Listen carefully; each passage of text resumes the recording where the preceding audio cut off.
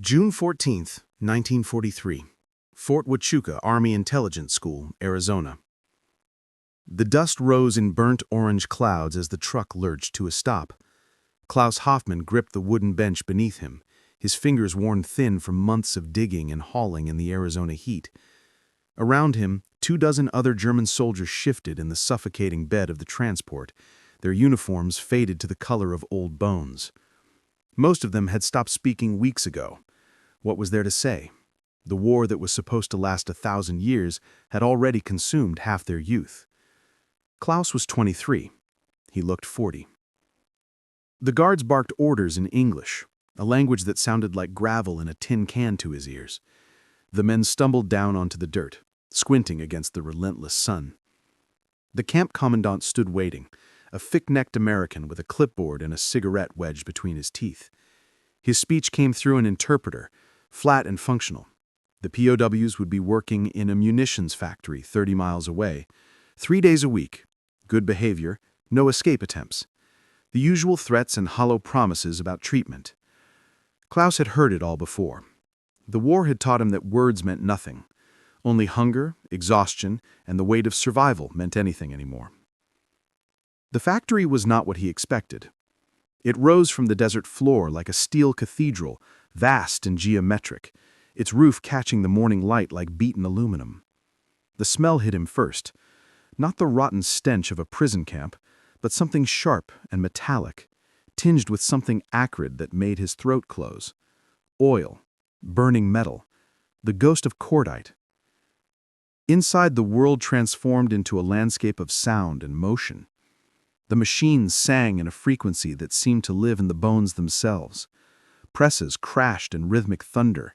Drill bits whined like wounded animals. Rivets were driven home with hammer blows that echoed through the cavernous space until they merged into a kind of industrial symphony, one that had no melody, only purpose and weight and mechanical violence. The air itself seemed to vibrate, thick with heat and humidity and the invisible residue of thousands of cigarettes burned over long shifts. Klaus stood with the other prisoners, waiting for their assignment. His eyes adjusted slowly to the interior gloom, broken only by the harsh glare of work lights suspended from the ceiling like small suns. And then he saw them. Women. Everywhere. Not a handful, not a rare sight, but hundreds, perhaps thousands. They moved through the factory with the efficiency of soldiers, their hair tied back in red bandanas or wrapped in kerchiefs, their arms and legs moving with the precision of machinery itself. Some were young, barely more than girls. Others were older, mothers, he thought, though their faces were hard to read beneath the sweat and oil that streaked their skin like war paint. Klaus felt something shift in his chest. It was not quite discomfort, not quite anything he had a name for. The factory supervisor, a man with a clipboard and a scar that bisected his left cheekbone, was assigning them to stations. Klaus and 3 others were directed to the wing where B-17 fuselage sections were being completed.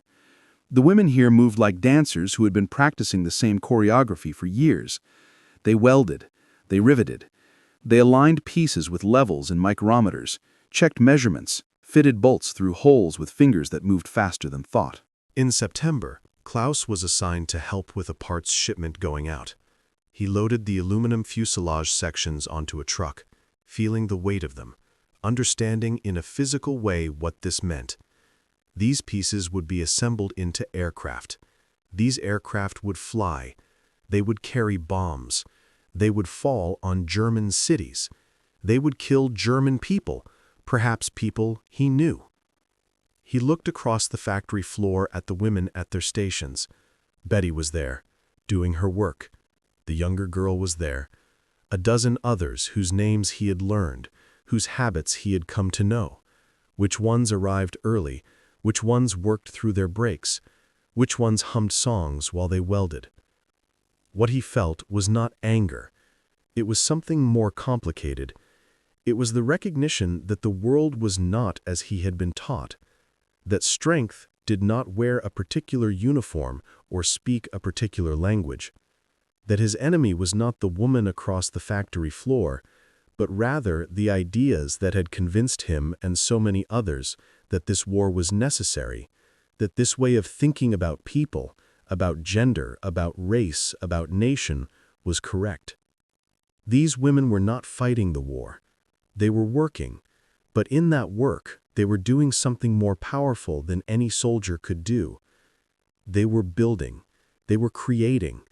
They were doing it without hatred, without the need to feel superior, without the conviction that they represented a master race or a higher civilization. They were simply doing their work. On his last day at the factory, his unit was being transferred to another camp. Klaus found himself standing near Betty's station as the shift ended. He did not know what to say. His English was poor. And besides, what words could possibly be adequate?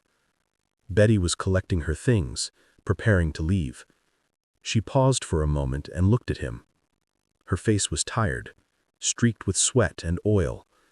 There was a new burn on her forearm, red and angry, but her eyes were clear. She nodded at him, a simple, human gesture. Klaus nodded back. As he walked out of the factory for the last time, Klaus understood something that would stay with him for the rest of his life. Strength was not what they had taught him. It was not the roar of boots, the crash of tanks, the ideology that divided the world into superior and inferior races. Strength was a woman who came to work every day and did her job well. Strength was showing up. Strength was the quiet competence of someone who did not need to announce their power because they lived it. Strength was a woman with burned arms and a missing fingernail, and a conviction that this work mattered, even if no one ever thanked her for it. He had come to this factory believing in the supremacy of his people. He was leaving it understanding that his people, his nation, his ideology had been wrong about nearly everything that mattered.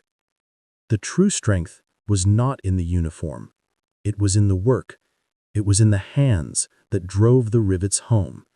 It was in the women who built the weapons their enemy would use against them, and did it because it was right, not because they were told to, not because they believed it would make them superior, but simply because the work needed to be done. Klaus carried that knowledge with him like a secret wound, something that would never fully heal, but would remind him, every day, for the rest of his life, that he had been wrong.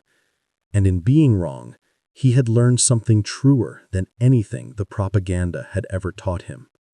In the desert factory, beneath the roar of machines and the sweat of labor, he had finally seen what real strength looked like. Betty turned and caught Klaus watching. For a moment, their eyes met. He expected hostility.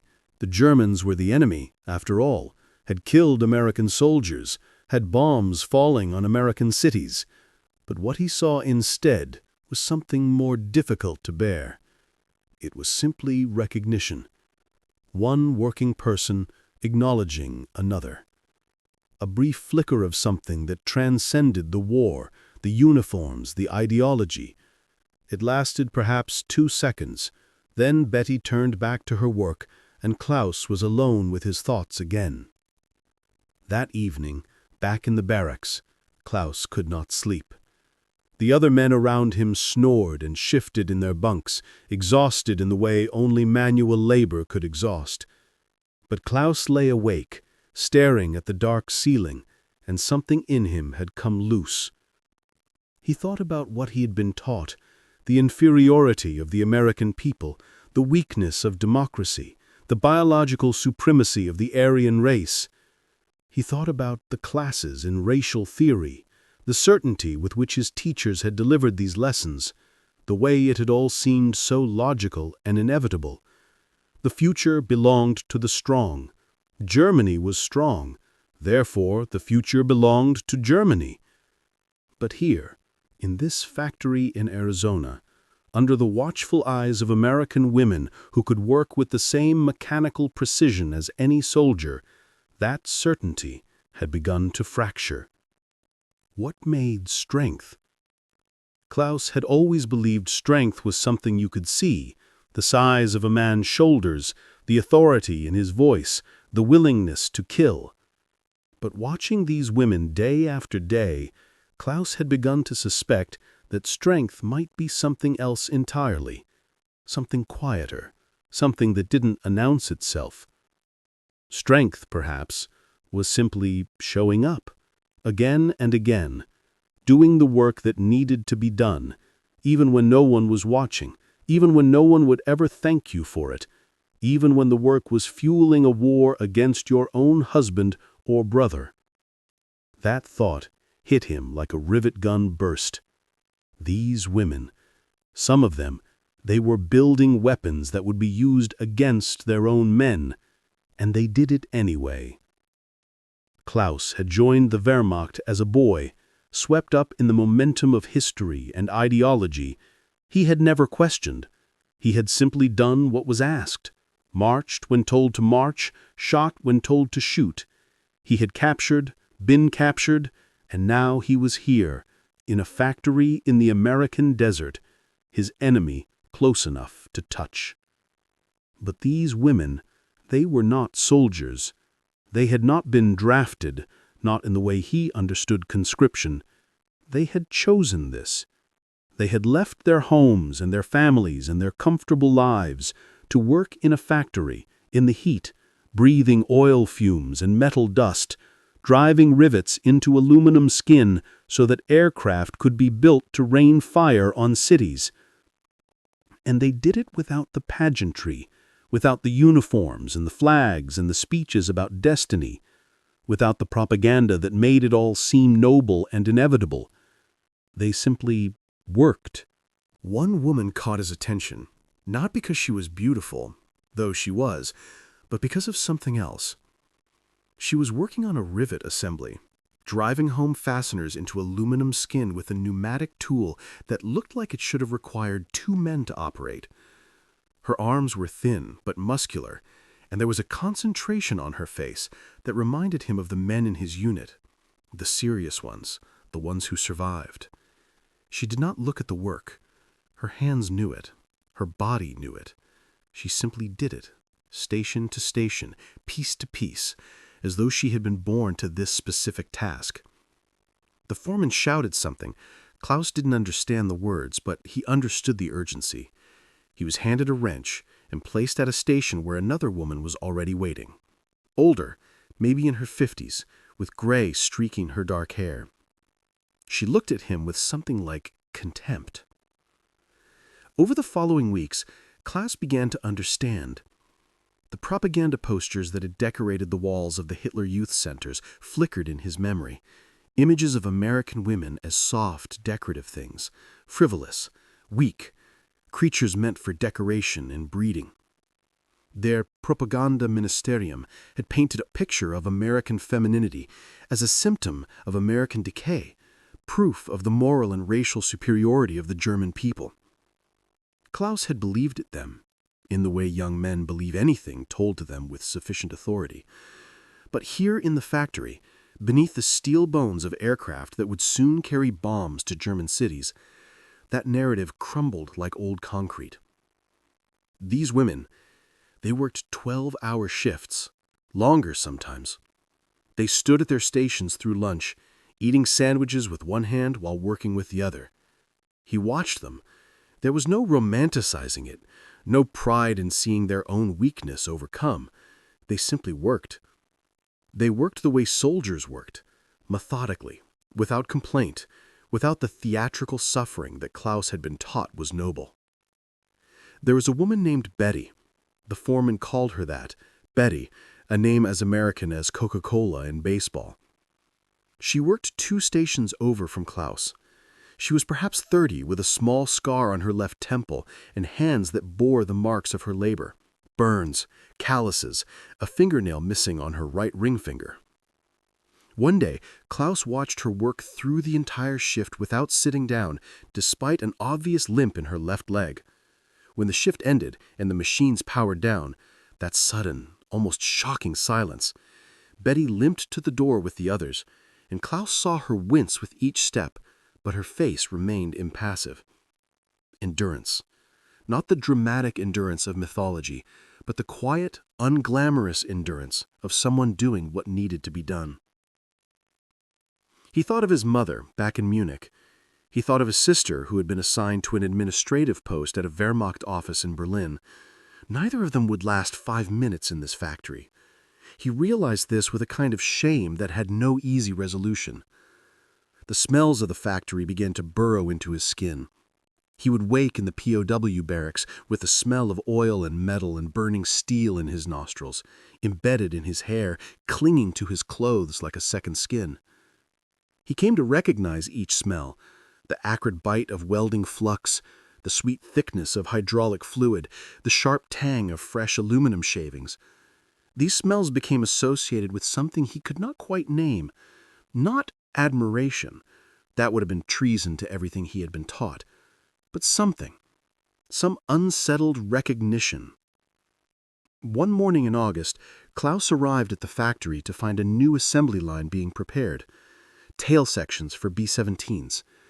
The work was more complex, requiring precision and strength in equal measure. The women were there early, positioning equipment, checking measurements. Betty was among them, and she was the one explaining something to a younger girl, couldn't have been more than 18, showing her how to calibrate the rivet spacing. Klaus watched as the older woman's hands moved, pointing, demonstrating.